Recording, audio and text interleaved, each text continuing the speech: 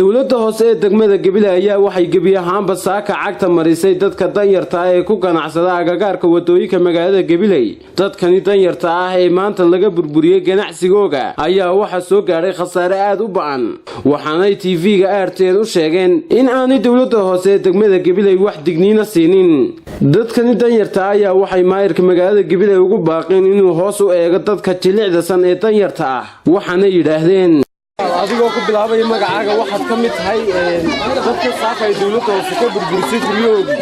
bal wax digniina ma siiyay saaka? digniino la siiyay ma jiro, inta maayirka uu tago waxaan ku yiraahdaa waxa saaco kaliya la daayo ana la tago soo uu diiday marka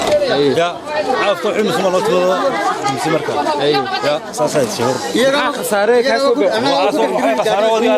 ana ku bix jiray lafteeda iyo lagu dumiyay meesha ya wata khasaarina sidii ya waashi gabo nooga warta khasaarihi saaka ku soo gaaray.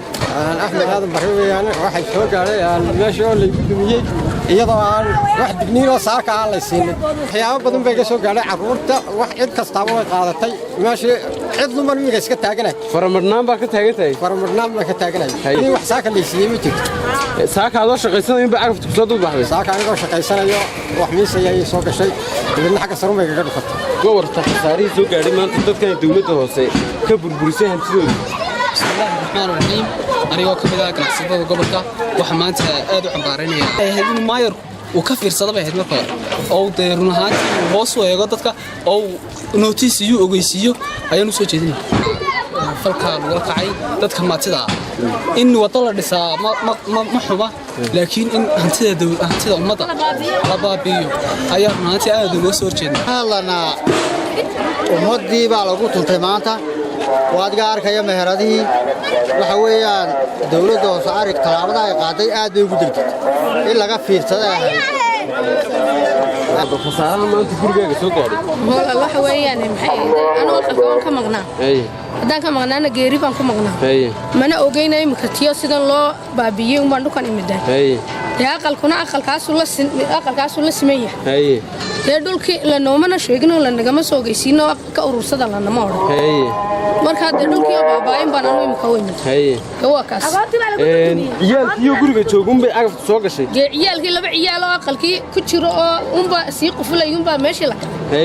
marka hadii ku jiraan sidaan ba loogu dumin leerka ma laga jaray may shaar buu bixiyay markii maxay ahayd shaar buu bixiyo aqalku nagu ololi gaaray baynta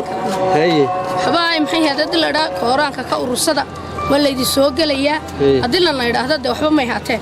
waxa in dawladda hoose si xun bay samaysay dadka masaakiinta reerka ee saaka loogu digtay dad shacibka waxa iska haayeen madartay bacadka jooga oo Gabiley aan xukuumadda Gabiley waxaan ogaa dadka shacibkana iyagu ismaamulaan oo qofka qaldan qaladkiisa arkay inuu qaldan yahay dadka waxa in digniin la siiyo oo la yiraahdo madartay ka durqa qofkii wada ku jira wadada ka baxo oo dadka madartay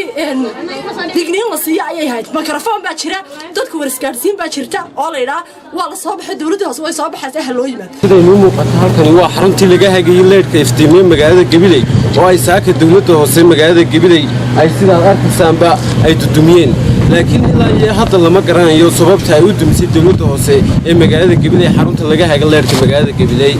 waa Maxamed Cabdi Cumar Maxamed Wadiin TV-ga RTN magaalada Gabiley.